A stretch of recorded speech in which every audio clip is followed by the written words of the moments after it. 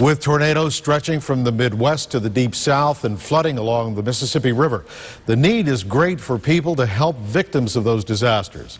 Covering Martin County tonight with the largest news team on the Treasure Coast. News Channel 5's John Shaman talks with local volunteers just back from two disasters, ready to help again. Carol Somerville and Elizabeth McKee have only been back in town a few days, but if they can, they'd like to head out to Missouri. Carol was in Alabama earlier this month. Just getting out of the car and seeing the devastation, it kind of took me back. I'd say it's 10 times worse than the hurricanes that we've had so far, except for Andrew. For Somerville, who's a nurse, tornado relief is especially personal. 26 years ago, while running a dairy farm, her hometown in Pennsylvania was flattened by a twister. A couple of the farms that I went to were they were destroyed, and people that I knew from those farms had died. She became a volunteer firefighter the next year and has never stopped giving back.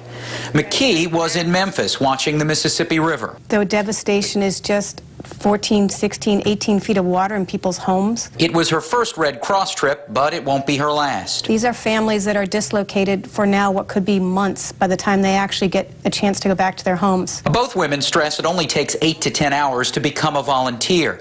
And despite working at different disaster scenes, they agree there were times to be active and times to just step back. We let these people talk and tell us their stories, and that's part of the healing process. Even if you can't afford to take a few weeks away, the American Red Cross still needs you.